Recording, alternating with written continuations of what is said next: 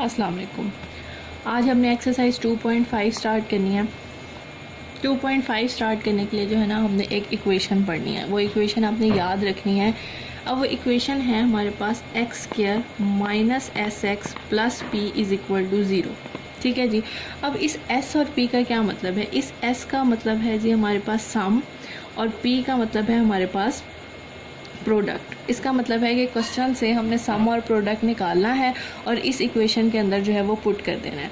तो सबसे पहले क्वेश्चन नंबर 1 की तरफ चलते हैं। एक्सरसाइज 2.5 का जो क्वेश्चन नंबर 1 है उसका फर्स्ट पार्ट है हमारे पास 1 और 5।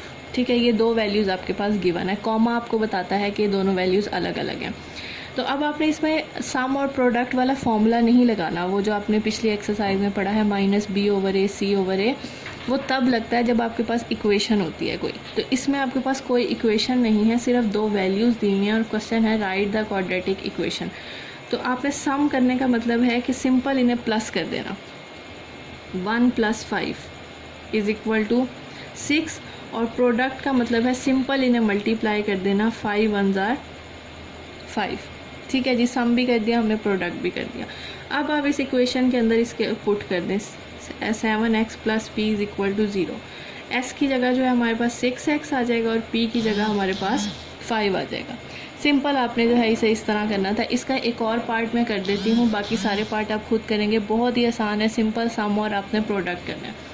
इसका एक लास्ट पार्ट कर लेते हैं। हमारे पास लास्ट पार्ट है हमारे पास h 3 + √2 कॉमा 3 - √2। अब ये मत समझिएगा कि ये जो है चार वैल्यूज़ हैं, ये चार वैल्यूज़ नहीं है। जैसे मैंने अभी आपको बताया है कि कॉमा आपको बताता है कि ये दो वैल्यूज़ हैं, तो कॉमे से हमें पता चला कि ये दो वैल्यूज़ हैं, तो हमने इन्हीं को सम भी करना है और प्रोडक्ट भी करना है। तो सम को देखें जी, सम करते हुए हमने दोनों के दरमियान में क्या डाल देना है? सिंपल प्लस का साइन डाल देना है। ठीक है, फर्स्ट वैल्यू हो गई, प्लस हो गया, और ये सेकंड वैल्यू हो गई। अब प्लस करते हैं, 3 + 3 हमारे पास 6 हो जाएगा, और ये +2 और -2 आपस में कैंसिल। प्रोडक्ट करते हुए 3 + √2 3 - √2, दोनों को हमने मल्टीप्लिकेशन फॉर्म में लिखा। आप इन्हें मल्टीप्लाई भी कर सकते हैं, सिंपल फार्मूला भी लगा सकते हैं। ये आपके पास बन गया a + b a - b, मतलब कि a का स्क्वायर माइनस b का स्क्वायर। अगर आप मल्टीप्लिकेशन करना चाहें तो सिंपल आप मल्टीप्लाई कर सकते हैं। तो अब आपके पास ये बन जाएगा 3 × 3 = 9, 2 √2 कैंसिल हो जाएगा, 2 बच जाएगा, 9 में से 2 गया 7। ठीक है जी, सिंपल आपने इसे पुट कर देना है x² minus sx plus p is equal to 0 के अंदर। तो ये बन जाएगा 6x + 7 इज़ इक्वल टू 0। बहुत ही आसान क्वेश्चन है क्वेश्चन नंबर 1 के, और ये ज़्यादातर आते भी आपके पास ऑब्जेक्टिव में है।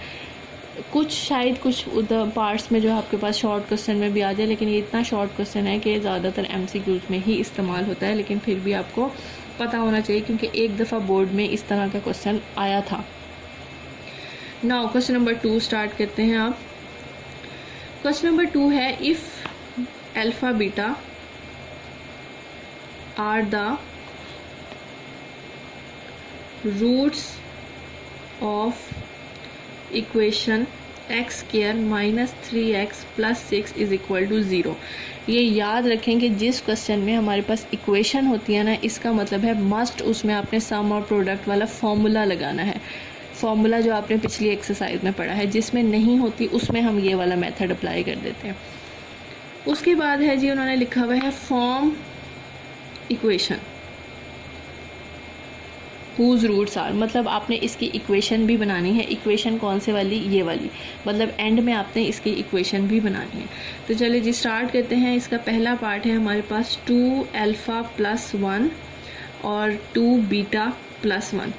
अब आपने इस पार्ट को नहीं देखना, सबसे पहले आपने ना इस इक्वेशन का सम और प्रोडक्ट निकालना है। तो सॉल्यूशन स्टार्ट करते हैं। इसके मुताबिक हमारे पास a की वैल्यू है 1, b की वैल्यू है -3 और c की वैल्यू है 6, जैसे हम पहले करते आए हैं। ठीक है जी, सम निकालने के लिए हम शो करेंगे अल्फ़ा + बीटा से, जैसे हमने पिछली एक्सरसाइज में किया था -b/a। तो आपके पास वैल्यू निकल आएगी -3/1 alpha + beta is equal to 3।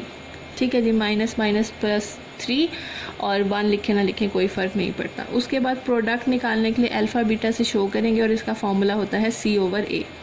तो ये आपके पास आ जाएगा 6/1 और अल्फ़ा बीटा की वैल्यू निकल आएगी 6। अब जहाँ पे भी आपको इन दोनों वैल्यूज़ की ज़रूरत पड़ेगी आपने वो पुट करनी है।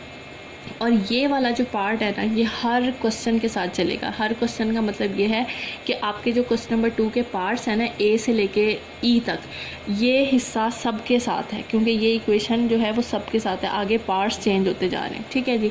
अब पार्ट को देखते हैं कि अब ये पार्ट क्या कह रहे हैं। अब इससे आपने सम और प्रोडक्ट, सिंपल सम और प्रोडक्ट निकालना है इक्वेशन के लिए। इक्वेशन में आपका SSP चाहिए होता है ना, तो सबसे पहले S करते हैं। S का मतलब है इन दोनों को प्लस करना, simply plus. 2 alpha plus 1, 2 beta plus 1, simple plus कर दिया। ये आ जाएगा 2 अल्फ़ा प्लस 2 बीटा प्लस 2, ठीक है जी। फिर 2 कॉमन ले लेते हैं, सिर्फ पहले 2 में से कॉमन लेंगे। क्यों? क्योंकि अगर तीनों में से ले लेंगे, वैसे ले भी सकते हैं, उससे कोई फ़र्क नहीं पड़ेगा, मैंने पहले 2 में से ले लिया। अल्फ़ा प्लस बीटा की वैल्यू हम यहाँ निकाल चुके हैं, यहाँ पे हम पुट कर देंगे 3, 3 2 ज़ा 6 और ये आंसर आ जाएगा आपके पास 8, ठीक है जी। ये आपका S का आंसर आ गया। अब P निकालते हैं। P निकालने के लिए हम क्या करेंगे? मल्टीप्लिकेशन करेंगे। 2 अल्फ़ा प्लस 1, 2 बीटा प्लस 1, ठीक है जी। ये आपके पास आ जाएगा 4 अल्फ़ा बीटा, ठीक है जी। 2 अल्फ़ा प्लस 2 बीटा प्लस 1 1 ज़ा 1, ठीक है। 2 2 ज़ा 4 अल्फ़ा बीटा, 2 अल्फ़ा, 2 बीटा और 1 1 ज़ा 1 आ गया।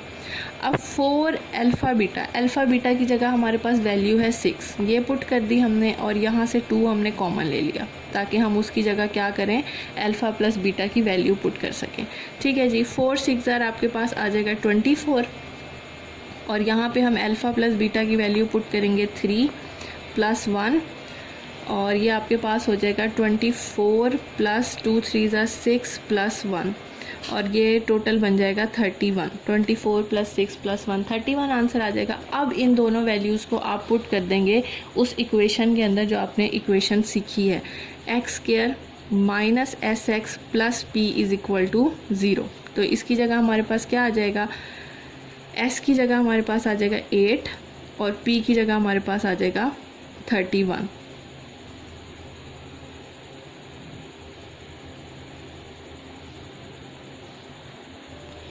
चलें जी, अब एक पार्ट तो मैंने कर लिया था इसका पहला। अब मैं इसका एक लास्ट पार्ट कर रही हूँ, बाकी आप खुद करेंगे। कोई भी कन्फ्यूजन हो आप मुझसे पूछ सकते हैं, ठीक है जी।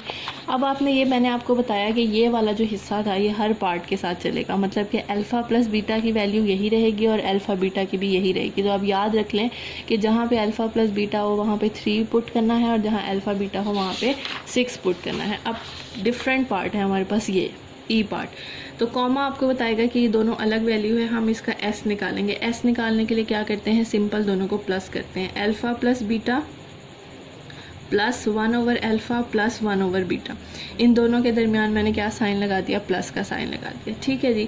अब आपने क्या करना है? अब आप ये देख रहे हैं कि इन दोनों में से हम एलसीएम ले सकते हैं, तो एलसीएम ले लेते हैं। अल्फ़ा बीटा एलसीएम में चला जाएगा, ठीक है जी। ऊपर आपके पास आ जाएगा बीटा प्लस अल्फ़ा। करने के बाद alpha plus beta as it is आप इसे रीअरेंज कर दें। रीअरेंज करने का मतलब इसे सीधा करके लिख दें।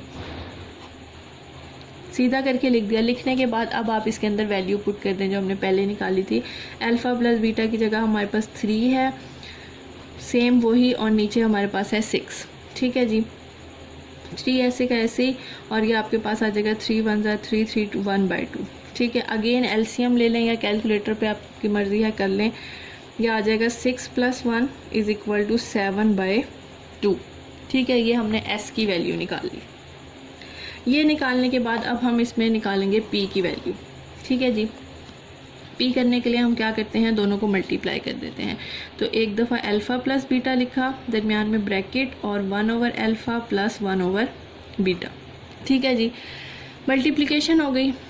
दोबारा एलसीएम ले लेते हैं। एलसीएम का आंसर वही वाला आएगा, alpha plus alpha beta LCM में बीटा प्लस अल्फ़ा पीछे से देख के भी, यहाँ से देख के भी आप लिख सकते हैं। वैसे मैंने दोबारा कर रही हूँ, अरेंज कर दिया अल्फ़ा बीटा और अल्फ़ा बीटा। ठीक है जी, अब वैल्यू पुट करें इसके अंदर। इधर आपके पास 3 आएगा, इधर आएगा 3/6। ठीक है जी, अब आपने ये वैल्यू पुट करने के बाद 3 1 ज़ा 3, 3 2 ज़ा 6, यहाँ पे आपके पास बचेगा 3/2। ये आपकी p की वैल्यू निकल आई। निकालने के बाद अब हमने वो इक्वेशन लिखनी है, x² minus SX plus p is equal to 0। लिख ली, इसकी जगह वैल्यू पुट कर देते हैं। s की जगह हमारे पास है 7/2 और p की जगह हमारे पास है 3/2। आपने इस क्वेश्चन को यहाँ नहीं छोड़ना। अगर इस तरह फ्रैक्शन में कोई वैल्यू आ जाती है ना, तो फिर आपने इसे फर्दर भी आगे करना है। फर्दर मतलब एलसीएम लेके आगे करना है। एलसीएम ले लेते हैं, 2 एलसीएम आएगा, इधर कुछ नहीं है, ये बन जाएगा 2x² minus 7x plus 3 is equal to 0। LCM लेना तो आता है ना आपको, जहाँ पे कुछ नहीं होता वो उसके साथ जाके मल्टीप्लाई हो जाता है, बाकी नंबर्स ऐसे की ऐसे ही आते हैं। अब 2 यहाँ डिवाइड हो रहा है, उधर जाके मल्टीप्लाई होगा, और जब 0 से कुछ भी मल्टीप्लाई करें तो आंसर आता है 0। तो ये हमारी बन गई है इक्वेशन।